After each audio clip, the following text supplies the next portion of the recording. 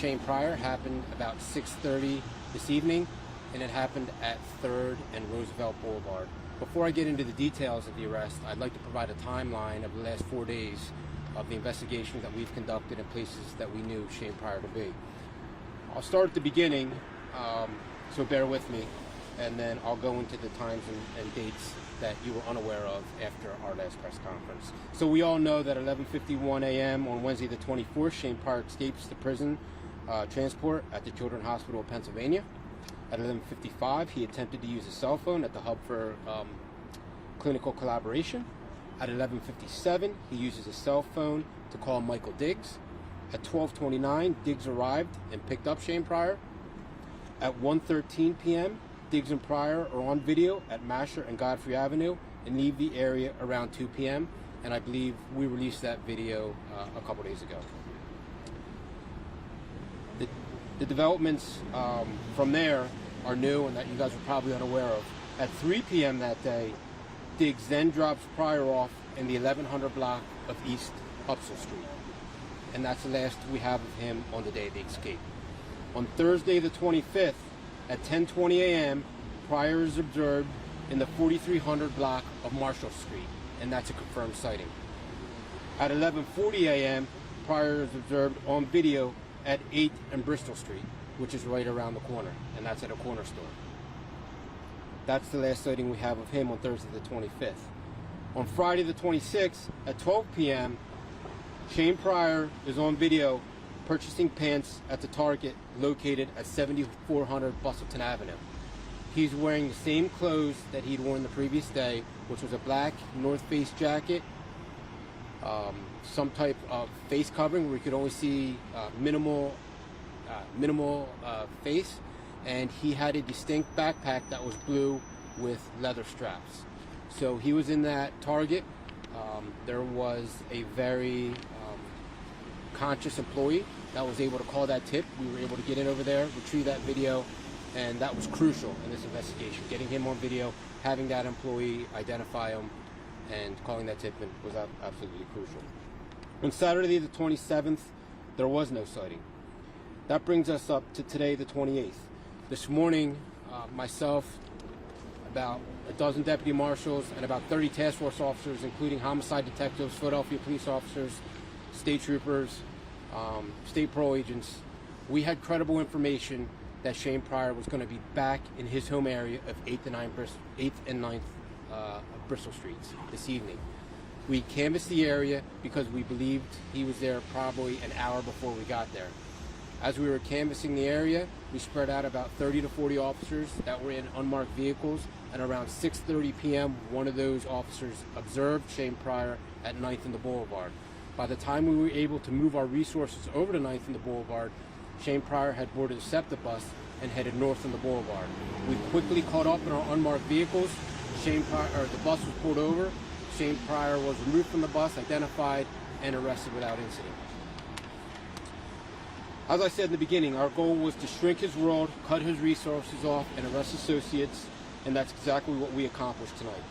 Simultaneously, we conducted an around-the-clock investigation to gain intelligence of where Pryor may be hiding, and once a location was determined, we controlled that bus and safely took Shane Pryor into custody. I could not be prouder to lead the fugitive task force consisting of Deputy U.S. Marshals, Philadelphia police officers and detectives, and other investigators from local jurisdictions. This is our 7th escape investigation in the Philadelphia area in the past year. We have once again proved why the U.S. Marshal Service is the best in the business of finding people who do not wish to be found, and we will always be here to support our state and local law enforcement agencies. It should also be noted that tonight, after Mr. Pryor was arrested, a thorough pat-down was conducted, and taken off him was this black handcuff key. So this is something that's going to be passed on to our investigators, but a handcuff key was removed from him during the pat-down incident to arrest, or search incident to arrest. What's your message to people who helped him? He got a ride, he got a cell phone, he got money to change his clothes. Right. He was about to go back home. His face has been all over the internet and the news. I mean, what's your message to people who helped him get this far and in these past few days? Well, my message is that the escape investigation is still being conducted. There's a very good chance you're going to be prosecuted. We know who a lot of the players are here. We know a lot of the people that were assisting him, and we may not have stepped to them yet because we wanted them in play, but there's a good chance some of them may be prosecuted. Michael Diggs, we had him identified and had him dead to rights of century very quickly. But some of these other people who assisted him, they have a chance of being prosecuted. I'm not saying that's definitely going to happen, but it's absolutely possible. And this is considered a weapon that you just pulled out? That No, this is a handcuff key. So this is something you use to get out of your restraints. Gotcha. What? Sure. And so that's a wow. Okay. So that's How does that work? Yeah. So essentially, when you have restraints on, if your handcuffs are on, in order to get out of those restraints, someone would have to put the key in, twist the key, the restraints would open, and you can get out of it. What is that? Which is, indicate to you? I have no information that he used it. However, it's very interesting that on his person tonight, when we take him into custody, he has a handcuff key on his person. Did he say anything? No, we didn't really ask him anything other than his name. He verified his identity, and then from there, it was just our position. We need to open up the boulevard, make sure officers are safe. There's a lot of oncoming traffic there. Put him in the vehicle and move How him do you down. say his behavior? He was alone on the bus. He was alone on the bus. And like I said, part of the reason why we were able to get him is because we had such diligent work from the public and thanks to the media getting the word out there of what he looked like, area he was known to frequent. And somebody at Target was that vigilant to say, hey, this guy kind of looks like him. We were able to interview that employee. We were able to do some other things. And ultimately, that led to the arrest. How was his behavior? Do you know? Have you gotten to talk to your team on how his behavior today was? Was he compliant? Yeah, he was very compliant. He acted like a gentleman. He didn't say anything. He complied to all our orders. We did a thorough pat down, like I said, but there was no cockiness. But I think he knew the jig was up. I mean, you got to remember, we got him 4 days after this manhunt started. If you compare it to other manhunts, when Amin Hurst and Nasir Grant escaped, Nasir Grant, we had him 5 days. Amin Hurst took 10 days. Cavalcanti, if you guys remember, took 2 weeks. So I couldn't be proud of the guys to get this gentleman in custody as quick as we did within 4 days. And I couldn't be prouder of our assets, U.S. Marshal assets, combined with Philadelphia homicide assets. It was a total team effort, but we worked around the clock for 4 days, as we always do in these escapes.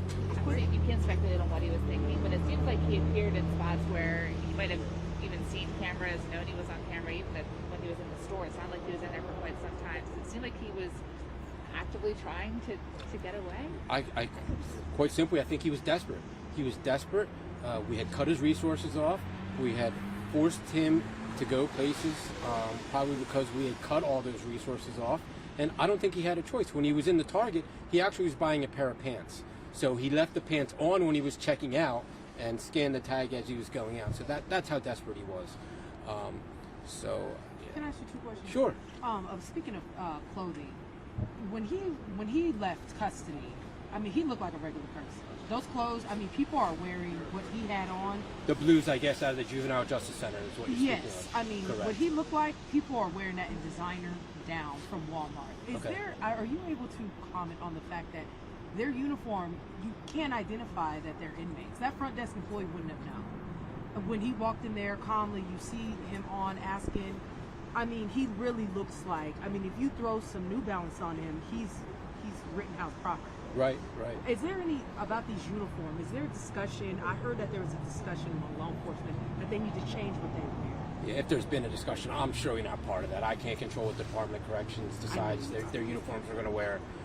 That's up to them. That's out of my swim lane. I'm sorry. Okay, and then about him changing his attire, Correct. And going into Target and things like that. There's also discussion. His mom was telling us, at the end of the day, he's being tried as an adult for murder, still a kid.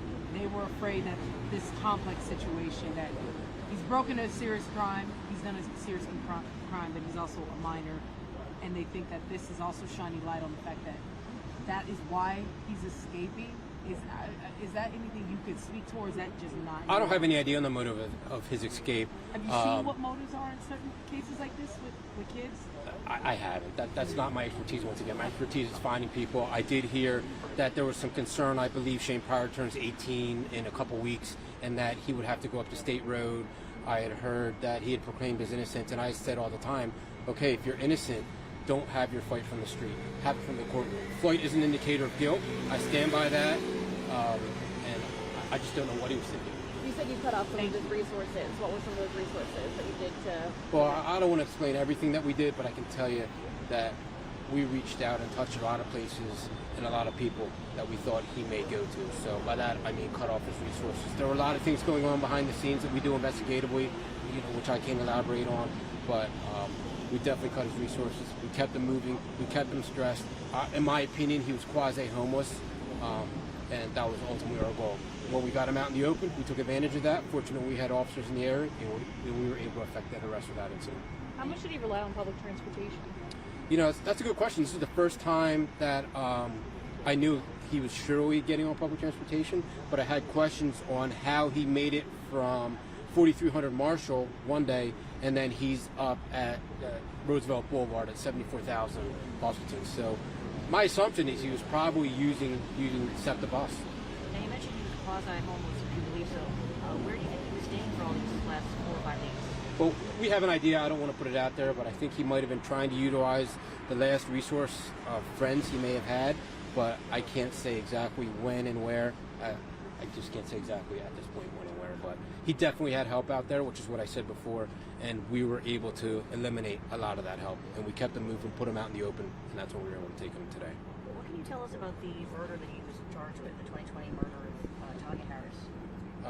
That's not for me to comment on. I don't have much information on that at all. I'm just very grateful for the Harris family. We were able to get this over within 4 days.